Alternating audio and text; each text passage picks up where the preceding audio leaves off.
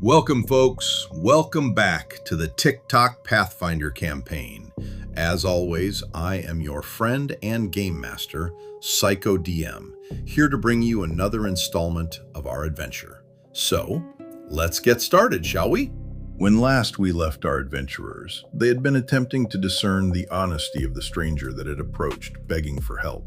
After several successful sense motive checks and a swim through the man's chaotic mind by our resident psychic Solisk, it was determined that there was no indication that his panic, hysteria, and fear were anything but genuine. His lady was truly in trouble, and he was genuinely fearful for her safety. Upon this realization, Creech and Emery take their leave into the wooded areas along the road to gather intelligence, and maybe an ally or two from the forest's denizens. Wait, Creech! You'll need a way to communicate back to us. Take Tootsie with you. She and I have a telepathic link. I can see and hear through her. So, while I may not be able to answer, I can at least receive your report without the need for you to return. And so, with that, the party's two smallest members darted off into the wooded areas along the road. Given his nature, moving through the trees is almost as easy for Creech as it is for you or I to walk across the lawn. And so, despite being slightly slowed by his passenger, he made very good time on his way. He, however, is not the only one with a familiarity for the wild places of the world. Though their paths soon parted, Creech heading to scout the battle, while Emery veered off to follow some wildlife signs she had spotted, her gnomish legs were briefly able to keep pace with the little monkey goblin. As Creech and Emery dart off, it falls to Solisk, with support from Draka, to attempt to calm this hysterical stranger so that they may gather more information about what they are heading into. To accomplish this, Solisk rolls to see how well he can employ his diplomacy skill. This is not a standard skill check against a set DC for success or failure. It is instead to determine how quickly and skillfully he can talk the man down. Draka's assistance grants him a +2 to his roll. His base roll is a 13. Then he adds his skill bonus of +12. He's pretty good at this. And the extra +2 from Draka for a final value of 27, which will allow him to handle the man's emotions quickly and skillfully. We must go, please, before it's too late. We must. Calm, my friend. Fear not, as members of our company are already on their way to gather intelligence on the situation. Please, take a breath, and perhaps some water, and calm yourself. We will help. We just need to know what we are walking into first. If you could recall exactly how far away this ambush was, and how many attackers there were, it would help us greatly. Also, how was it that you were able to slip away unseen? It wasn't necessarily unseen, so much as the attackers weren't concerned with me. Let's face facts. When it comes to fighting, worthless would actually be a compliment to my value. When the ambush started, Lady Evertine ordered me to run and seek help. I don't think she actually expected me to find anyone, but rather just didn't want to be distracted with needing to protect me, as well as the princess. And so I ran, and by the grace of the gods, I found you. That you did. You've done well so far. Now, about the location and numbers? If you look ahead down the road, you see where it bends around the hillside there. The ambush site is not much more than a few hundred yards beyond that. And how many?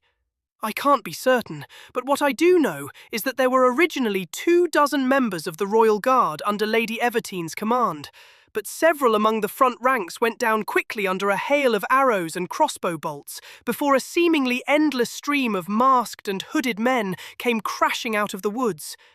That's all I was able to see before Evertine ordered me to run. As this was going on, our friend Creech, along with his passenger, Tootsie the Familiar, have arrived at a vantage point to survey the battle from the cover of the treetops. And what they see isn't looking good for the stranger's friends. While they have quite obviously fought hard, leaving the corpses of many bandits on the field, there is also no shortage of their own that lay dead or dying in the blood-soaked mud of the road. And those that remain, now significantly outnumbered, have retreated to put their backs to the armored carriage as they face the remaining bandits. The dark-haired lady that is obviously in command continues to bark orders, skillfully positioning and encouraging her troops, even as her own blade, which often moves so quickly that even Creech's keen eyes have trouble tracking it, continues to claim more victims. Off to the side, he also spots a lone crossbowman precariously balanced in a nearby tree as he tries to find a clear shooting lane to take the troublesome lady down. Situation assessed, and realizing that he and his companions will need to act quickly, he turns to Tootsie and delivers his report to Foxy via her link to the familiar. Lady in stress. 20 bad, first 10 friendly. Gonna kill a sniper. Before we see how Creech deals with that sniper, however, let's get caught up with our gnome druid. Her player, Empress, having stated her intent to seek assistance from the local wildlife, it falls to me to determine what options will present themselves. So, finding a random table of woodland creatures and making a few rolls to determine what she might find signs of. The first roll turns up bunnies. Yeah, we'll just assume she's going to look for more than Thumper in this instance. The second roll is much better. A small pack of wolves. Hey, not bad, huh? That could definitely be helpful. And then came the third roll. A brown bear. Yep, she sees signs of an adult grizzly bear. Do I really need to tell you which option our little nature lover chose? Yeah, I didn't think so. But it is not yet a done deal. First, she will need to make a roll against her knowledge nature skill to see if she can successfully track down this creature. Based on a random roll to determine how fresh the signs are, I place the DC for this check at 12. She rolls a 9, but then adds her knowledge skill bonus of 7, bringing the total to a successful 16, which means that she is able to fairly quickly track the bear down. But this is still not over. I would point out to those who may not be so familiar with the game that Druid does not mean Disney princess. Just because she may be capable of speaking to the animals does not mean they are guaranteed to be friendly towards her. To determine this, she will now need to make yet another roll against her handle animals skill. Another random roll from yours truly determines that this furry wrecking machine is not in a particularly friendly mood at the moment. Not necessarily hostile, but rather, let's say it's kinda hangry, as game has been a bit scarce of late. And do you know what might be just the thing to satisfy that hunger? You guessed it. A little gnomish entree would certainly go a long ways towards filling that empty belly. Given this, I have determined the DC for this check will be a bit higher than usual and set it at a lofty 18. Let's see what happens, shall we? She rolls a nat 20. Add her +7 skill bonus for a total of 27, which demolishes that challenging DC. And so, employing her once daily use of the Speak with Animals spell-like ability, she engages to negotiate with the giant beast, eventually convincing it to come help with the battle by promising that it is certainly welcome to have its pick of any or all of its victims to haul away as dinner. And these aren't just little gnomish morsels, but big, strong human warriors with plenty of juicy meat on them. And so, accord reached, our little Emirae is off to do battle astride her new and utterly terrifying steed. On a side note, I really need to start being careful what options I put in front of this little lady. So now that we've determined that a bit of extra scariness is en route, let's get back to our ranger, who had just stated his intentions to, and I quote, Gonna kill a sniper. To do this, Creech makes a ranged attack roll, using his Pilum Spear against the sniper's flat-footed armor class, which is determined by adding his armor bonus, which is +2 thanks to his leather armor, to a base 10, granting him a total of 12. Under normal circumstances, a character's dexterity bonus, which for this guy would add another +2, is also included in their armor class calculation. But there are two situations where things change. There is touch AC, which means that the attacker is literally attempting to put hands on the defender, and so does not consider the bonus granted by their armor, since the attacker can bypass it by aiming for a seam or exposed bit of skin. The dexterity bonus is applied, since the defender can attempt to avoid being touched by moving their body. The other special instance, which applies here, is the flat-footed condition, which means that the defender is unable to effectively move their body to avoid the attack, and so must depend solely on the protection of their armor, without the benefit of their dexterity.